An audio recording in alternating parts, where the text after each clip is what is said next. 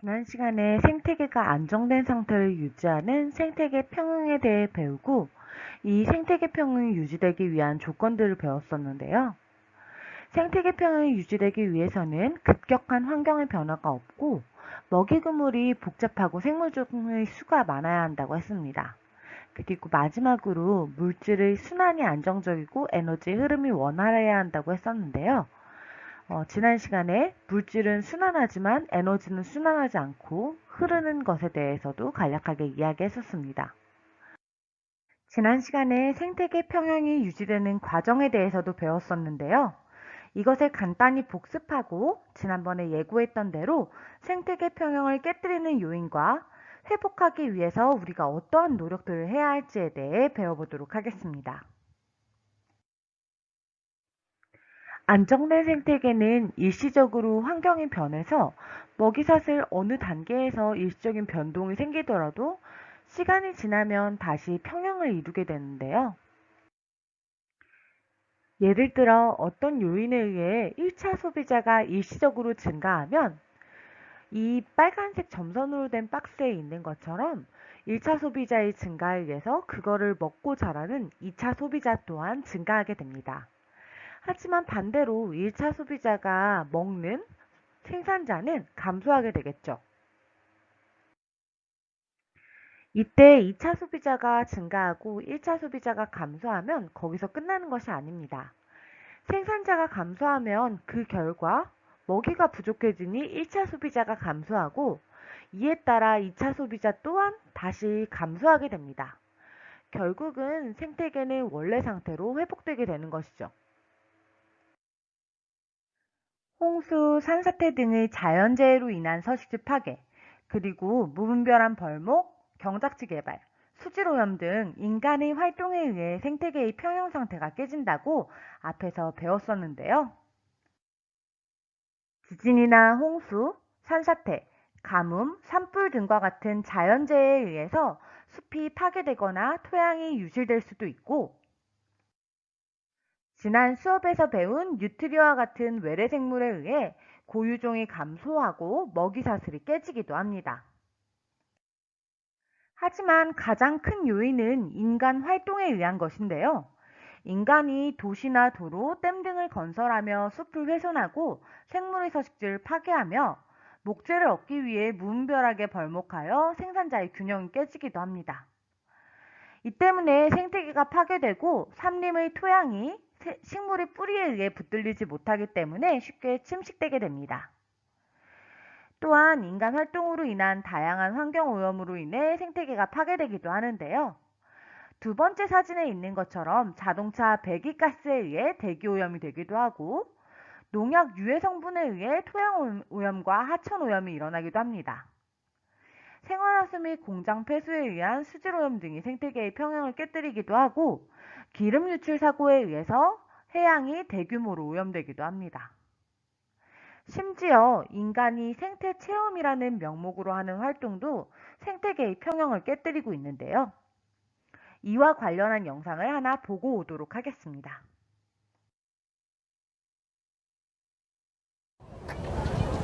바다가 우리에게 선사한 자연 생태 체험장 갯벌. 쉬는 날이면 갯벌 체험을 나온 가족들로 북적대기 일수다. 그런데 우리의 체험 열기가 뜨거워질수록 갯벌은 소중한 자연의 일부가 아닌 놀이터로만 인식되어 가고 있다. 근데 내가 즐거우려면 맞저기가 약간 희생을 해야지. 바다에 가서 조금씩 뿌리는 게 영향이 갈까? 지금 이 보시는 바와 같이 이 갯벌이 생물체의 구멍이 하나도 없이 이렇게 완전한 모래벌만 남아있어요. 점점 생기를 잃어가는 갯벌. 생물을 붙잡는 것 그 자체에 쾌감을 느낀다면 사냥꾼과 무엇이 다릅니까? 갯벌뿐만이 아니다. 최근 우후죽순 늘고 있는 생태 체험장. 이곳 생태에 대한 우려도 높아지고 있다. 아니 멀쩡하게 있는 거를 다 베어내고 다 잘라내고 다 파낸 뒤에 다시 만든다? 이게 과연 생태적이냐는 거죠. 다행히도 최근 생태 체험장의 생태를 보호하려는 조사 연구 활동도 활발해지고 있다. 다음 세대를 위해서 탄생한 여행, 생태체험 관광. 우리의 모습이 그 초심을 벗어나진 않았는지 한 번쯤 되돌아보자.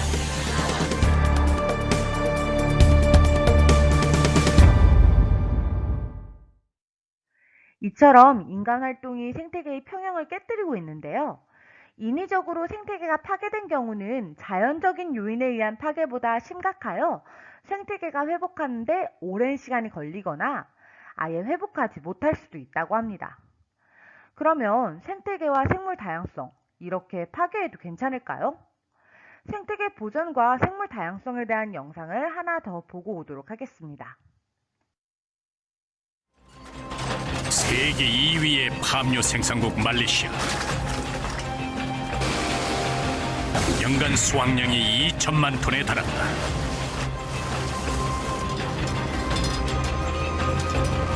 팜나무 열매는 가공을 거쳐 우리가 먹는 식용유나 튀김유로 다시 태어난다. 울창한 열대우림과 초고층 빌딩 숲이 공존하는 곳. 다양한 인종과 문화가 함께하는 휴양도시 말레이시아. 전 국토의 4분의 3이 밀림과 습지대로 이루어져 있는 이곳에 빼놓을 수 없는 진풍경이 있다. 바로 광활한 야자나무 숲이다. 야자나무의 한 종류인 팜나무 면적이 전 국토의 10%에 달한다. 이 마을의 주민 대부분은 팜나무 농장의 농부로 살아간다. 마땅한 일자리가 없는 이들에게 팜나무는 축복 그 자체다. 팜나무는 3년이 지나 한 번 열매를 맺기 시작하면 1년 내내, 그것도 25년간 꾸준히 열매를 맺는다.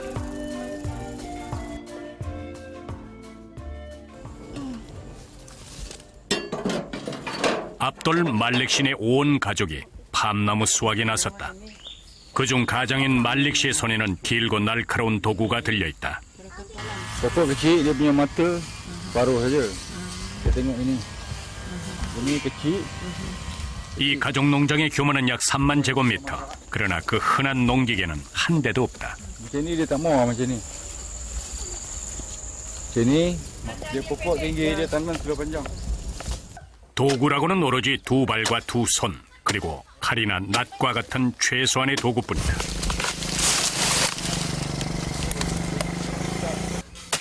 팜나무의 높이는 짧게는 3m에서 긴 것은 8m나 된다. 높은 곳에 열매를 따기 전에 먼저 가지부터 제거해줘야 한다. 가지를 베어야 팜 열매를 딸 수 있지만 열매가 자라는 동안은 이 가지가 열매를 보호해 밑으로 떨어지지 않게 해준다. Ini tandan, ini tandan. Ini dia punya pelepah. Tak ada ini, buahnya jatuh. Nanti mau sudah masak, potong. 이때 가지에 밑동을 남겨두어야 그 자리에 또다시 가지가 자란다. 아무렇게나 자르는 것 같지만 될 때도 이들만의 방식이 있다.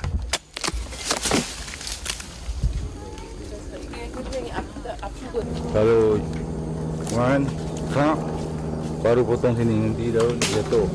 Kalau gitu derek, nanti takut tiba-tiba jatuh.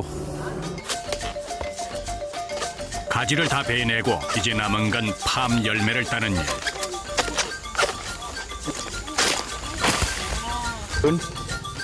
Ini daun dia tak mau. 팜나무 농부에겐 이때가 가장 중요하다. Dia punya daun macam tu, buahnya jadi macam ni lah. Tak ada buah, tak ada buah. Bukan tak ada buah.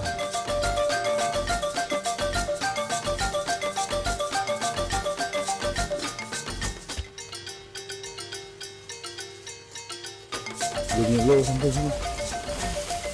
Kalau orang muda, sampai sini.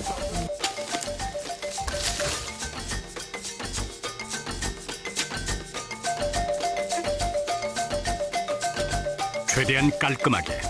열매가 손상되면 상품 가치가 떨어진다. Isinya sudah macam ni. Ini isinya. Sudah kuning. Dia sudah kuning. Mana ada rasa minyaknya. Ini dia punya kulit lah, minyak. 야자나무의 한 종류인 팜나무의 다른 이름은 기름야자. 이 열매가 우리가 잘 아는 식용유의 원료다. dalam minggu baru mulai. 밤나무가 건강하려면 가지가 잘 뻗어나갈 수 있게 나무 사이 최소 5m씩은 거리를 둬야 한다. Kalau ini, okey ini belum 아주 덜 익은 거. belum masak. berapa hari nanti boleh? Dia nanti lebih kurang 14 hari lah. Baru dia potong ini. 14 hari nanti dia akan masak sana. 주황빛을 띠는 것이 익은 열매. 검은 빛이 나는 건 아직 덜 익은 것이다. Ini pun si Farang pegang. Ini minyak, ini tak berapa bagus lah. Ni minyak dah. Ni tak berapa bagus. Yang bagus ni dalam. Dalam ni selalu minyak. 열매 뭉치 안에 속살을 만지면 기름이 잔뜩 묻어난다. Coconut oil, sawit, coconut sawit. 팜 열매는 무엇 하나 버릴 게 없다.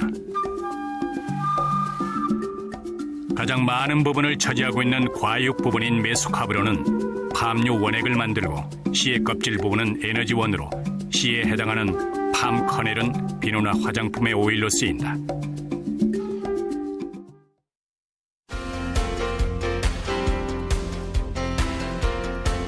안녕하십니까. 월드리포트입니다. 인도네시아 산불에서 비롯된 잿빛 연무가 주변국으로 퍼지면서 피해가 커지고 있습니다. 벌써 10만 명이 넘는 호흡기 환자가 발생했는데 산불의 원인이 된 화전 농법을 근절해야 한다는 목소리가 높아지고 있습니다. 인도네시아 북부 칼리만탄 지역. 주택가 근처까지 내려온 오랑우탄이 마취총을 맞고 쓰러집니다. Perkiraan kami karena di sekitar sini ada jalan lingkar utara dan di daerah situ 얼마 전엔 오랑우탄 보호구역에 불이 나 200여 마리가 한꺼번에 대피하기도 했습니다. 사람도 심각한 피해를 입고 있습니다. 인도네시아 거리는 온통 뿌연 연무로 뒤덮여 앞이 보이지 않습니다. 대낮에도 전조등을 켠 채 운전해야 하고 길거리의 사람들은 물론 동상까지 마스크를 썼습니다. 휴교령이 내린 학교의 교실은 텅텅 비었고 항공편이 취소되는 등 일상의 불편이 가중되고 있습니다. 이미 10만 명이 넘는 호흡기 질환자가 발생했고 기침과 가슴 통증을 호소하는 노약자들이 계속 늘고 있습니다. Batuk-batuk, agak sesak karena asapnya. Jadi mau dievakuasi ke sana biar 잿빛 연무는 주변국인 싱가포르까지 덮쳤습니다. 마스크로 무장한 관광객들은 연기 때문에 그 유명한 스카이라인도 보지 못합니다.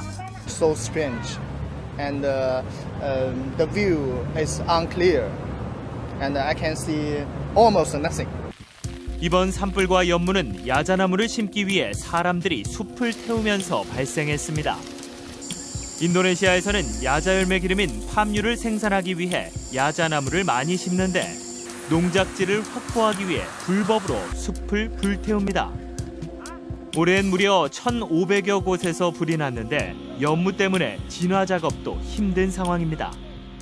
Kendalanya karena keterbatasan cuma dua terus kendala lagi kalau pas asap tebal gini ya tidak bisa, terutama kita akhirnya jalan darat. 인도네시아 정부는 국가 비상사태를 선포하고 고의로 산불을 낸 팜유 회사 200여 개를 조사하고 있습니다. 처음에 기름 야자 농장이 왜 나오나 했을 텐데요. 한 마을의 주요 생계수단이기도 한 팜나무, 즉 기름 야자의 농업은 영상 뒷부분에서 본 것과 같이 생태계를 파괴해서 농장이 형성됩니다. 물론 말레이시아와 인도네시아로 다른 나라이긴 하지만 농장이 형성되기까지 과정은 동일하겠죠.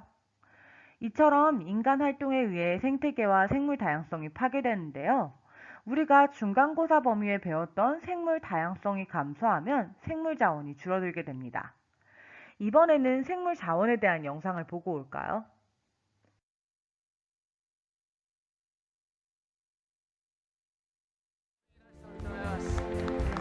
이를 계기로 2010년 UN 생물 다양성 협약 총회에서 나고야 의정서가 채택되었다. 나고야 의정서는 생물 자원에 접근할 경우 사전에 제공국의 승인을 받아야 하고 생물 자원을 이용하여 이익이 발생할 경우 원산지 주민과 공유해야 하며 생물 자원에 대한 원주민의 전통 지식을 인정하는 것이 주요 내용이다. 나고야 의정서라는 게 그 생물 주권을 인정을 하는 겁니다. 자기 나라의 생물에 대해서 주권을 행사할 수 있게 됩니다. 우리나라도 나고야 의정서 시대를 맞이해 생물자원 조사를 진행하고 있다. 우리나라에 서식하는 식물은 약 10만 종. 그중 약용식물은 약 8천여 종으로 알려져 있다. 이 가운데 과학적인 검증을 한 약용식물은 약 500여 종으로 전체 약용식물의 5%에 불과하다. 특히 한국에만 자생하는 약용식물을 발굴하는 것이 중요하다. 한국이 원산지인 황칠이 대표적인 사례다. 전 세계에서 한국의 남해안에서만 생산되는 황칠은 오칠과 함께 도료로 사용해온 나무다. 그런데 민간에서는 예로부터 황칠이 각종 성인병에 좋다고 알려져 왔다. 이런 점 때문에 일제강점기에는 일본인들의 무분별한 약탈로 멸종 위기를 맞기도 했다. 일본에서 탑을 내서 한 1910년부터 45년까지 한국에 있는 황칠을 일본으로 다 가지고 가서 거기서 이제 자기들이 재배를 하려고 했는데 그게 실패를 했고, 그다음에 그 당시 이제 황칠이 다 없어졌기 때문에 국가에서 복원 사업을 하려고 1997년부터 이렇게 10년간 복원 사업을 해서 지금까지 계속 이어져서 황칠 복원 사업을 진행 중에 있습니다. 복원 사업과 함께 황칠의 효능을 입증하기 위한 과학적인 연구도 진행되고 있다. 전남 천연자원연구원은 황칠나무가 간 기능과 성 기능에 효험이 있다는 연구 결과를 내놓았다. 황칠나무는 우리나라 고유수종이고 대한민국이 원산지로 등록되어 있기 때문에 이 황칠나무를 이용해서 천연무 의약품이 개발이 된다면 전 세계적인 그 판매에 대한 수익금이 우리나라로 로열티로 지급될 수 있는 아주 효자 품목이라고 볼 수 있습니다. 나고야 의정서 시대에는 식물 하나하나가 소중한 자원이 된다. 충청북도 금수산. 초식동물의 접근을 막기 위해 전기 철망까지 쳐서 보호하는 식물이 있다. 그리고 저희가 매년 그 개체수가 증가하는지 2006년 발견한 미기록종 식물인 왕제비꽃이다. 모니터링을 하고 있습니다. 국립공원관리공단은 멸종위기종인 왕제비꽃을 복원해 200여 개체로 증식하는 데 성공했다.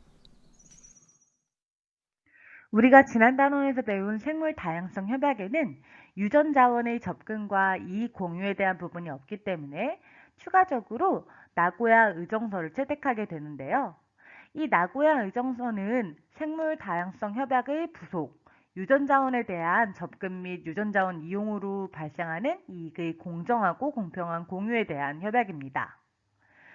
여기서 유전자원은 기름에 대한 것이 아니고 유전정보 할 때 그 유전입니다. 이 나고야 의정서로 인해 생물 주권이 인정받게 되었고 우리나라에서도 고유종의 주권을 찾기 위해 생물 자원을 조사하고 있는데요.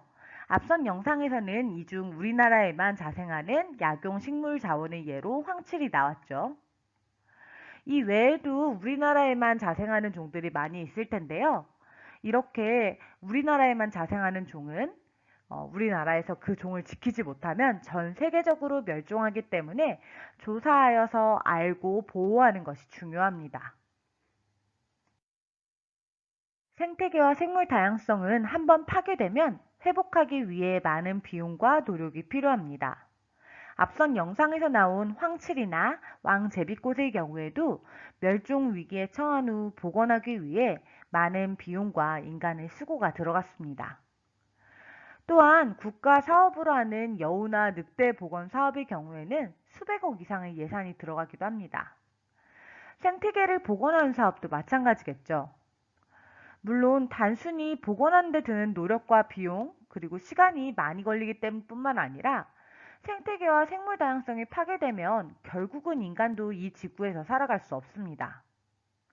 따라서 생태계와 생물 다양성이 파괴되지 않도록 유지하기 위해 노력해야 하며 인간이 다른 생물들과 함께 살아가는 생태계의 일부임을 인식하고 환경 보호와 개발의 균형을 이루는 방법을 찾아야 합니다.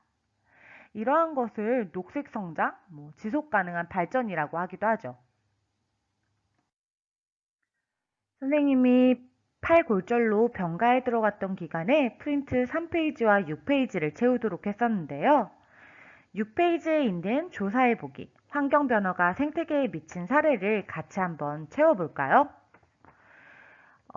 자연재해로 인한 환경변화는 태풍이나 지진, 홍수, 산불 등이 있습니다. 이것이 생태계에 미치는 영향은 일단 불이 나거나 지진이 나면 그 지역이 망가지니까 일시적으로 생태계 평형이 깨지게 되겠죠. 하지만 이런 자연재해로 인한 생태계 평형이 깨진 것은 시간이 좀 지나면 회복됩니다.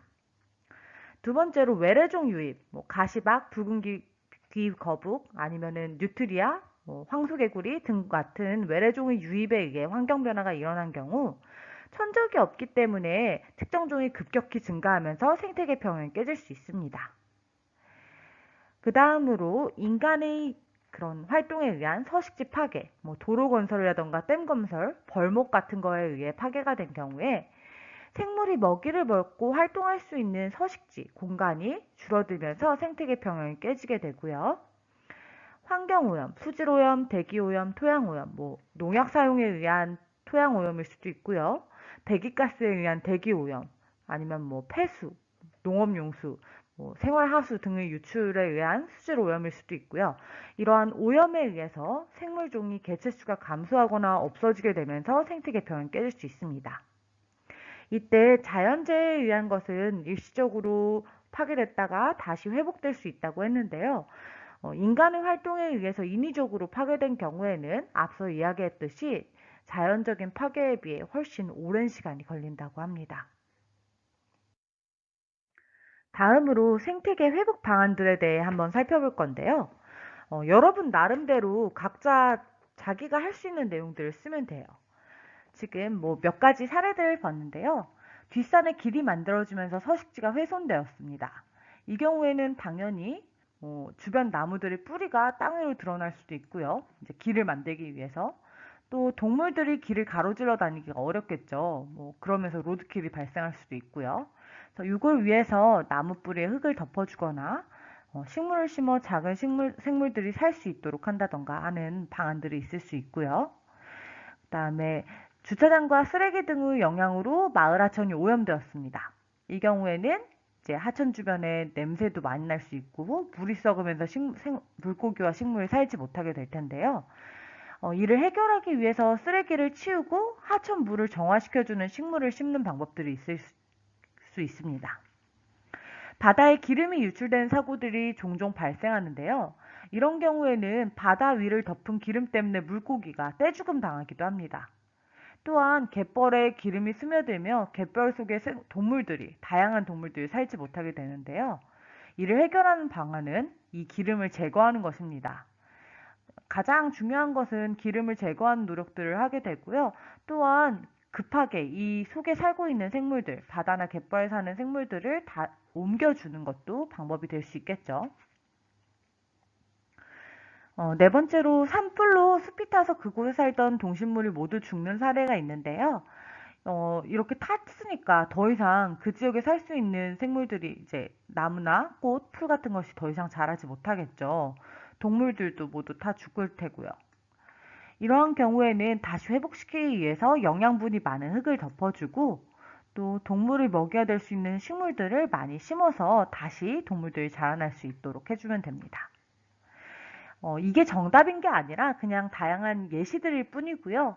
여러분 나름대로 각자 생각해 보면 좋을 것 같습니다. 그럼 오늘 배운 내용을 바탕으로 그래프 하나를 해석해 볼까요? 그림은 미국에서 카이바브 고원의 사슴을 보호하기 위해 1905년 이후 약 30년간 사슴의 포식자인 늑대의 사냥을 허가한 결과 사슴의 개체수 변화를 나타낸 것입니다. 그래프에서 보다시피 사슴의 개체수가 급격히 증가했다가 다시 급격히 감소하는데요. 생태계 평형이 깨진 것을 알 수 있죠. 이것은 처음에는 늑대의 개체수가 줄어드니, 즉 포식자가 없으니 사슴의 개체수가 증가하게 됩니다. 이 부분까지는 이렇게 쭉 증가하는 것이 포식자가 사라져서 그런 것이죠.